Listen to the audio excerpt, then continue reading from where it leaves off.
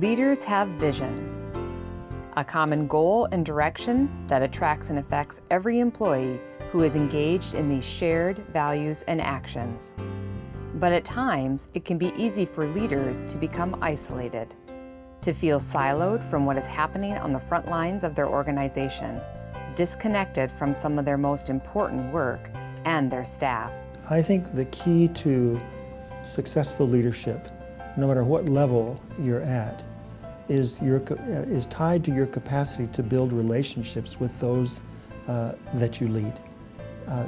They need to know you. They need to feel like you know them.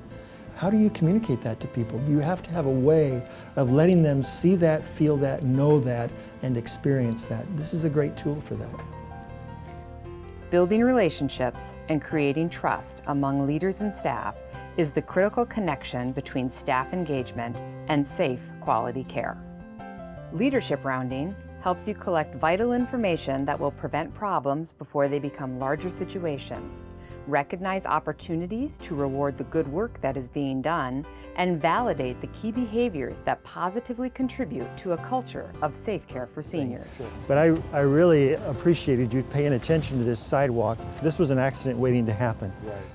So how to establish a culture of safety? I think that most of us believe that what we do is safe, that we are a safe place, that our practice is safe, our techniques are safe. But like everything, the more familiar you are with a particular setting, the more familiar you are with how we do things here, the less sensitive you are to some of the areas that might be problematic. It starts with seeing. If we don't see it, we can't fix it. And so how do we see it? We start giving permission to those that we work with to bring these things forward. I'm not there, they are. I need them to bring it. Leadership Rounding does not require new infrastructure, new technology, or new staff. It simply requires you, the leader, to dedicate time each week to do some of the most important and rewarding work you will ever do. I think it's important for the senior leader at any given site to be responsible personally, to go walk around, talk to people, ask these questions, and hear what they say. Those leaders, their job is to take all that input and synthesize it, make meaning out of it, put it together, connect the dots, and then give some direction. You can't delegate that. Rounding with staff is an effective method for leaders to hear firsthand what is going well and what issues need to be improved. We have so many employees who are frontline. We have so few that are in what are the more traditional leadership roles.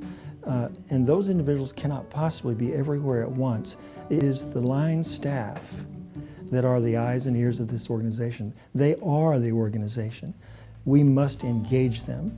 And so this tool, this approach to rounding, where we routinely, systematically, predictably are with them, asking questions, listening, going away, doing something about it, coming back, reporting, that mutual accountability, I think that's key to doing this well together.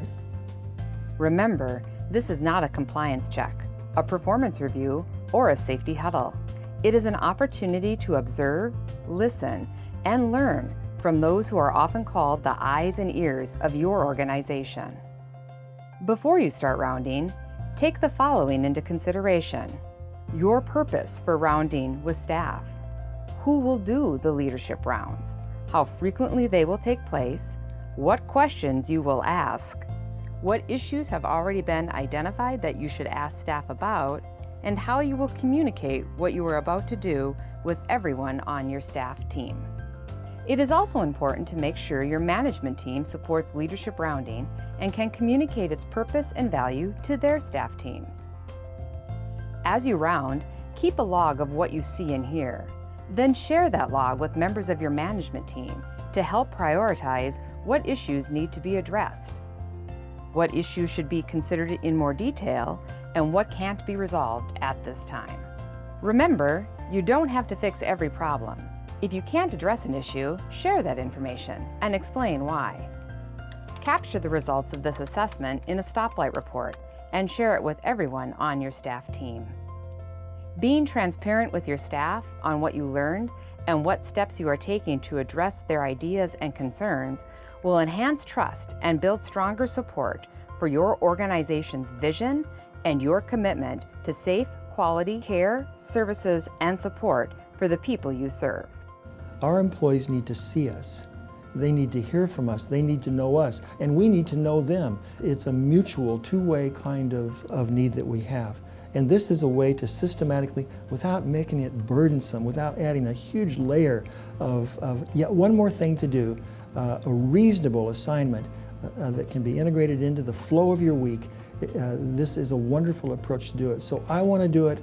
I want our leaders to do it. And don't forget, thank staff for speaking up. Send a thank you note or email, or thank them in person in front of their peers. Make sure to recognize those who are going above and beyond to show respect and dignity to each other and those they serve, or to speak up to prevent potential harm. What gets recognized and celebrated gets repeated.